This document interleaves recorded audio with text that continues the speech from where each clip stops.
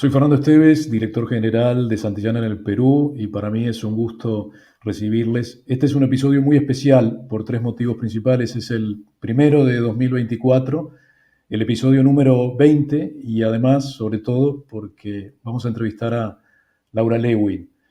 He visto y escuchado conferencias de Laura, por ejemplo, en TED. He leído sus libros, que me han encantado, pero no había tenido ocasión de conversar con Laura, así que estamos encantados. Laura, bienvenida a Escuelas que Inspiran. Muchas gracias por acompañarnos. No, un placer, Fer, feliz de acompañarnos hoy, así que bueno, a charlar de educación. Me tomaría todo el episodio presentar tu currículum, así que voy a ser brevísimo, pero para que quienes nos escuchan, que no te conozcan, difícilmente no te conozcan, porque además de ser muy conocida en el Perú, en el resto de América Latina también, para los que te escuchan por primera vez, decirles que Laura, entre otras cosas, es traductora pública, conferencista, tiene su propia empresa de asesoramiento de centros educativos, es autora, entre otros libros, del aula afectiva, de la silla no son para sentarse, son para pensar. En fin, tiene una larga trayectoria en el mundo de la educación, ha sido ponente, tallerista y conferencista en múltiples universidades del mundo, y hoy la hemos invitado para conversar en este episodio de Escuelas que Inspiran sobre los aspectos afectivos que inciden en la efectividad de la educación. Sobre eso nos gustaría hablar con Laura hoy. ¿Te parece bien? Me encanta, aparte me parece un tema tan importante, ¿no? Porque en estos tiempos me parece que tenemos que empezar a pensar, ¿no? De la escuela del saber a la escuela del ser, empezar a humanizar la educación. Así que bueno, todo lo que tiene que ver con los vínculos y con el afecto, me parece que es importante, que es necesario, que es interesante. Así que bueno, feliz de poder conversar sobre esto con vos. Porque a propósito de los vínculos y del afecto, en tu propio libro se dice que las escuelas de formación docente no suelen abordar estos temas, ¿verdad?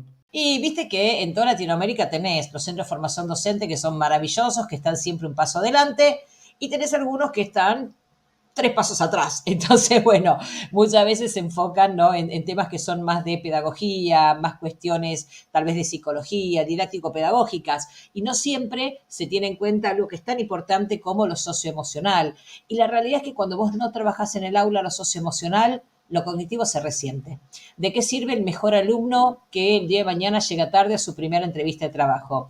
¿De qué sirve el mejor alumno que tiene las mejores notas si de repente es víctima de bullying o es, no sé, una persona que genera vandalismo en la escuela o que le cuesta hacerse de amigos? Entonces creo que me gusta mucho pensar en un concepto de escuela como más integral, ¿no? Que podamos trabajar no solo la cabeza, sino el corazón también. Y eso hay que discutirlo, hay que debatirlo, hay que implementarlo. Y por sobre todas las cosas creo que hay que vivirlo, porque la escuela hay que vivirla, ¿no? Para sentirla.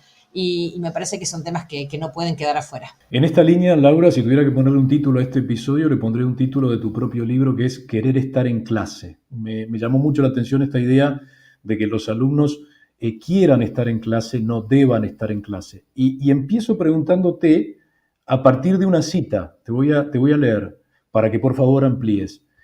Si el docente no tiene en cuenta las habilidades socioemocionales, las habilidades cognitivas se van a resentir. Sí, me parece que lo socioemocional, como decíamos recién, es muy importante. Me parece que tenemos que partir de varias cosas, ¿no? Primero, de tener docentes que tengan ganas de estar en el aula. Yo creo que eso es básico, ¿no? Un docente que tenga ganas de estar en el aula. Porque si el docente no tiene ganas de estar en el aula, el alumno tampoco va a tener ganas de estar en el aula. Y yo a veces en mis talleres hago una pregunta fea, ¿no? Y le digo a la gente, esta es pregunta fea. ¿Se aguantan una pregunta fuerte y fea? Y les digo, si tus alumnos tuvieran que sacar entradas para ir a tu clase, ¿cuántas entradas sacarían? Y es fuerte la pregunta, y les digo que no me la tienen que contestar, que es una pregunta retórica para ellos, pero es como que eso también te pone un poquito, ¿no? En situación de conectar con tus alumnos. A veces el docente está tan enfocado en él y en lo que tiene que enseñar que no se conecta tanto con el alumno y cómo aprende el alumno. Y la parte afectiva es importante. ¿Por qué? Desde el mismo momento en que nacemos, nuestros cerebros están cableados, formateados, seteados para aprender mejor en entornos afectivos. Eso quiere decir que un docente efectivo tiene que ser afectivo. Y además, no nos olvidemos que cuando un docente toma el compromiso o asume el compromiso de enseñar, está asumiendo un segundo compromiso, y es el de que sus alumnos aprendan. Entonces, cuando el docente está tan enfocado en enseñar, que a veces se olvida de qué necesita para aprender un alumno, y una de las cosas que más necesita un alumno, ¿sabés qué, Fer? Seguridad emocional. Si yo tengo miedo que me humillen, si yo tengo miedo que me burlen, si yo tengo miedo que la maestra no me quiera, bueno, seguramente no voy a poder llegar a mi mayor potencial creativo. Y además, ¿de qué me sirve ponerle que vos venís con una maqueta de biología espectacular, que estuviste las últimas 3 semanas trabajando en esta maqueta de biología?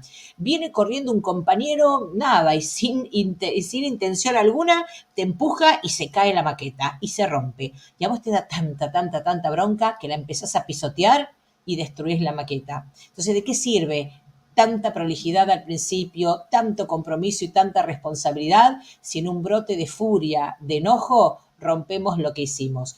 Esas cosas también hay que trabajarlas en casa. ¿Por qué? Porque en un mundo de fantasía, la familia se encarga de educar y trabajar el tema de valores. Pero en el mundo real, a veces la familia no sabe, no puede, no se da cuenta. Y entonces ahí me parece que el primer adulto, ¿no?, accesible pasa a ser el docente. Y el docente tiene que enseñar no solo cuestiones cognitivas y académicas, sino también a que los chicos puedan manejar su frustración.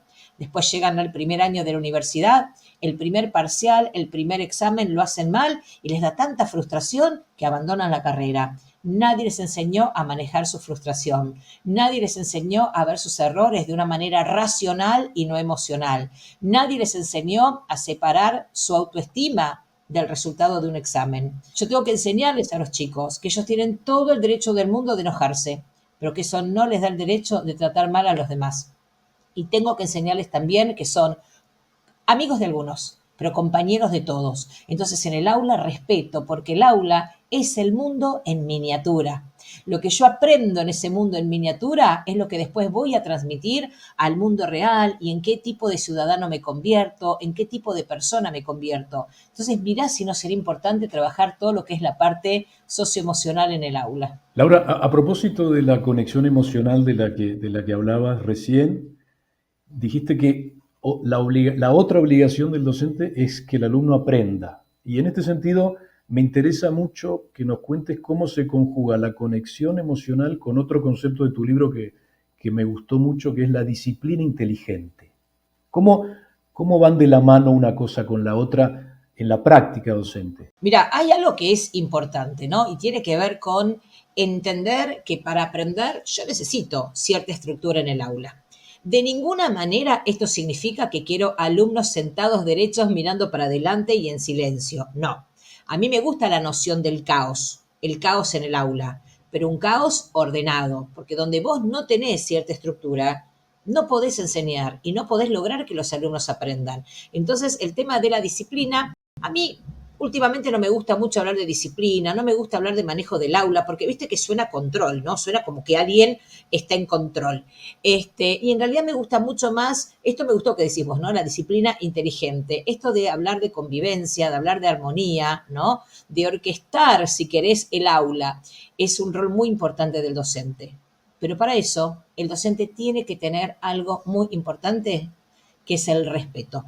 El respeto de los alumnos, el respeto de las familias.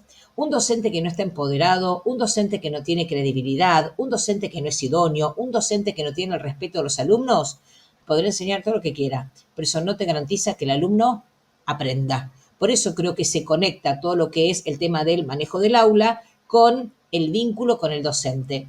¿Por qué? Porque sin vínculo no hay aprendizaje. Mira, yo cuento esto en los talleres y la gente se ríe mucho. Pero vos imaginate que vos sos mi alumno y yo soy tu profesora y no tenemos una buena relación. Ni yo te quiero a vos, ni vos me querés a mí. ¿Viste qué puede pasar? No hemos conectado emocionalmente. Entonces vos te mandás una de las que te mandás vos. Y yo te digo, Fernando, eso de vos sí que yo no lo esperaba, ¿eh? Y cuando me doy vuelta, vos me levantás un dedo. Y no es precisamente este.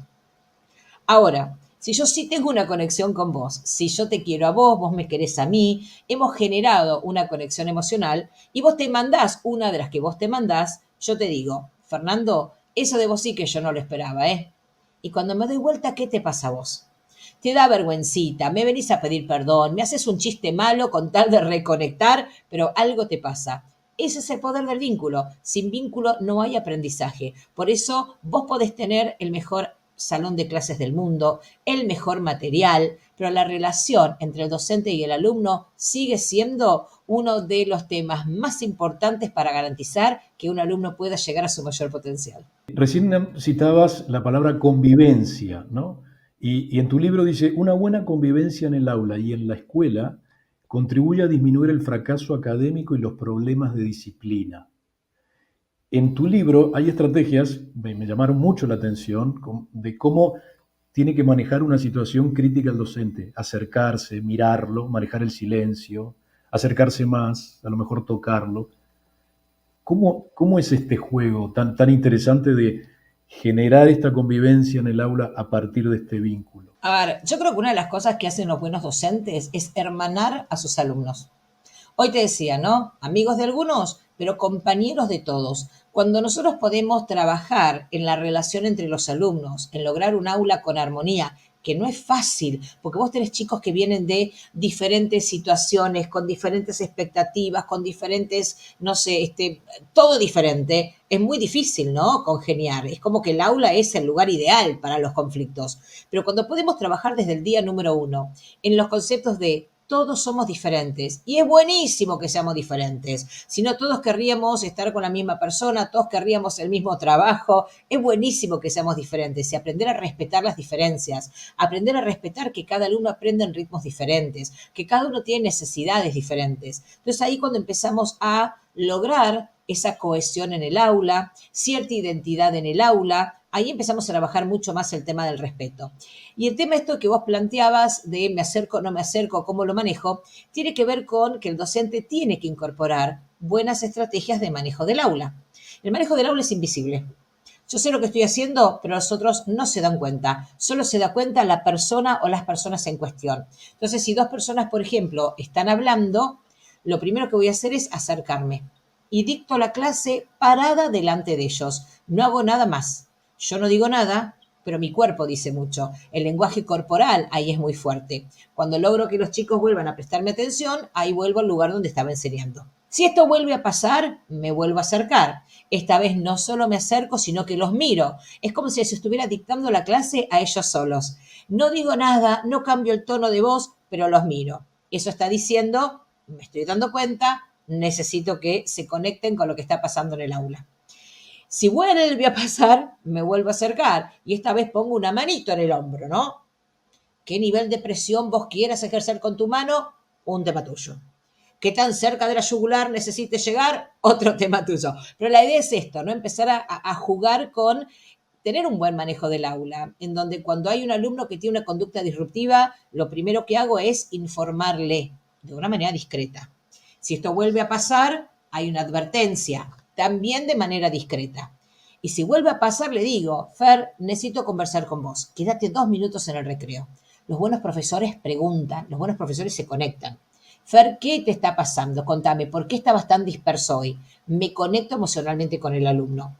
Estas cosas las tenemos que incorporar en el aula. Cuando yo me concentro solamente en lo que tengo que enseñar, después me pasa que tengo alumnos que no se conectan, alumnos que no se llevan bien entre ellos, y nosotros tenemos que entender que estamos enseñando a una generación que nada tiene que ver a cómo éramos nosotros cuando íbamos al colegio.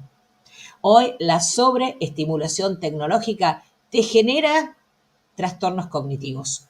Alumnos que se aburren, alumnos que nada los asombra, alumnos que no se pueden concentrar, que no se pueden enfocar. Entonces, hoy más que nunca, si yo no tengo un buen manejo del grupo, si yo no los miro a los ojos, si yo no tengo ganas de estar en el aula, si no me aprendo rápido el nombre de cada uno de mis alumnos, si no me muevo para ir captando la atención, los voy perdiendo. Y cuando voy perdiendo a uno, es como un juego, viste, de dominó, que se empiezan a contagiar. Entonces, clases interesantes, clases con mucho estímulo, ¿no? Con captando la atención de los alumnos. Esas son cosas que tenemos que empezar a incorporar en nuestras clases, porque si no, tenemos alumnos apáticos, desconectados, adormecidos, casi anestesiados. En tu libro comentabas que hay distintos estilos de docente, pero si tienen algo en común los buenos docentes es el entusiasmo. No, el tema del entusiasmo es importantísimo porque desde el mismo momento que nacemos copiamos al otro. Entonces, si yo vengo con entusiasmo, si yo vengo con alegría, ese entusiasmo lo voy trasladando a lo que va pasando en el aula. El docente es un gran dador de energía. Entonces, es muy importante que yo pueda tener un buen tono de voz, que hable con muchos gestos, ¿no? Que me apasione, porque eso capta la atención y eso hace que los alumnos se conecten más. Imagínate un docente. Hoy vamos a hablar acerca de la célula eucariota. Van a sacar el cuaderno, viste, nada, te querés morir. Encima estás compitiendo con el celular, con lo que significa un celular, con los ruidos, con el movimiento, con el color, con tener todo de manera inmediata. Si no tengo estímulos fuertes en el aula, voy perdiendo a los alumnos. Y el estímulo fuerte empieza con alegría, con tener ganas de estar en el aula. Al inicio de la conversación hablabas del rol del docente para forjar una personalidad del niño que sepa manejar de adultos la frustración, ¿no? Y en tu libro se habla de los límites, los acuerdos para manejar la convivencia escolar, pero también la idea de responsabilidad.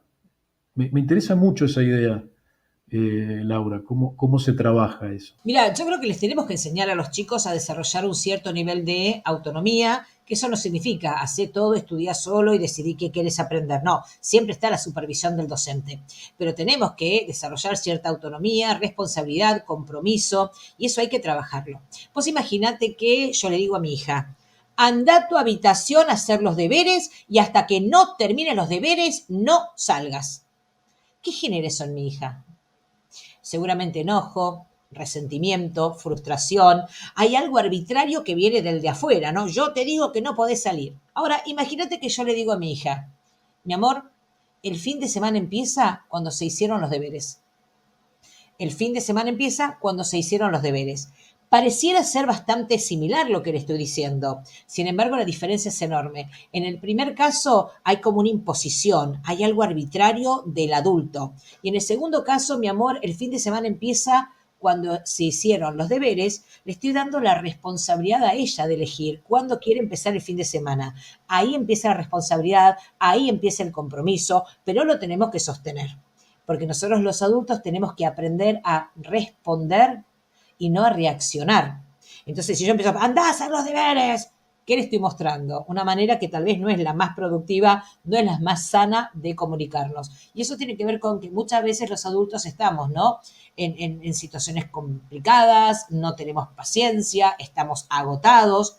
Por eso yo siempre digo que no podemos llenar la taza de los otros si nuestra taza está vacía.